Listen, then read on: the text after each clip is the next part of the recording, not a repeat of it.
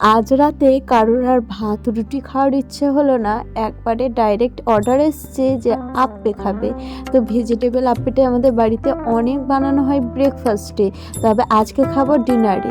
অন্যদিন গাজর দিই খুব সুন্দর হয় খেতে, তবে আজকে গাজর না থাকায় শুধু আলু পেঁয়াজ দিয়ে বানিয়েছিলাম, আর এর সাথে টক দই দিয়ে বানিয়েছিলাম। এত সফট হয়েছিল তোমরা দেখেই বুঝতে পারছো।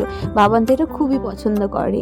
এখন সময় হচ্ছে রাত 12টা, মানে 18ই ফেব্রুয়ারি আজকে আমাদের ম্যারেজ অ্যানিভার্সারি। তো সেই জন্য এই সারপ্রাইজটা আমি পেয়েছি, আমার তো খুব ভালোই লাগলো। ভ্যালেন্টাইন উইক আমরা কোনোদিনই সেলিব্রেশন করি না, তবে বিবাহবার্ষিকীটা যেহেতু ভ্যালেন্টাইন ডের কিছুদিন পরেই, তো সেটাই আমরা খুব ভালোভাবেই সেলিব্রেট করি। এখন সন্ধ্যেবেলায় আমরা বেরিয়ে পড়েছি একটু মার্কেটে, আর এখন এসেছি সিলেদার্সের সামনে। তো চলো একটু ভেতরে যাই, কারণ আমার একটা জুতো কেনার আছে। দেখি কেমন কি কালেকশানে। এর আগেও এসেছি, বাট এখানে শুধু শোভনের জুতো কিনেছি। ছেলেদের এই বুট জুতোগুলো এত সুন্দর লাগছিল দেখতে, তবে মেয়েদের জুতোর খুব বেশি ভালো কালেকশন কিন্তু আমাদের এখানে নেই। এই যে এই জুতোগুলো দেখো, একদম নর্মালি লাগছে আমার। তো কোয়ালিটি অবশ্যই ভালো, কারণ সিলেদার্সের কোয়ালিটি সবসময় ভালো হয়। তবে যে জিনিসগুলো পছন্দ হচ্ছে, মানে যে জুতোগুলো, সেগুলো দামটা আমার একটু বেশিই লাগছিল।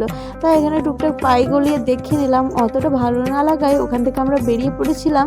তারপরে একটা দোকানে এসেছিলাম, সেই দোকানে প্রায় কিন্তু আমরা জুতো কিনি। তো এখানে দেখো হিলসগুলো এত সুন্দর লাগছিল, তো আমি এখান থেকে হিল নিয়ে নিয়েছি একটা, খুবই সুন্দর দেখতে। আর তারপরে এসেছি চশমার দোকানে, একটা চশমা বানাতে দেবো। অনেক দিন ধরেই আমার এই চশমাটা ব্যবহার করছি, তাই একটু ভাবলাম নতুন চশমা নিয়ে নিই।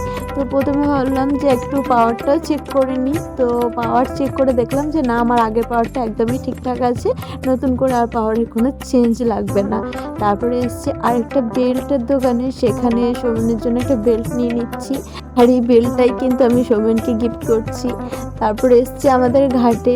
তো এখানে এসে আজকে রাতের ডিনারটা সারা হবে, টুকটাক খাওয়া দাওয়া করলেই কিন্তু পেট ভরে যায়।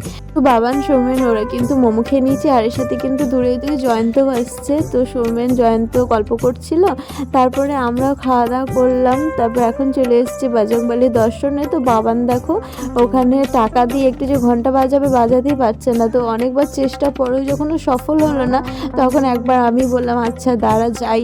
তো ওর না পারারটা দেখে আমাদের এত হাসি পাচ্ছিল বেচারা, যদিও বা ধরলো, কিন্তু ঘন্টা কিছুতেই আর বাজাতে পারে না। তাই আমি গিয়ে একটু সাহায্য করলাম।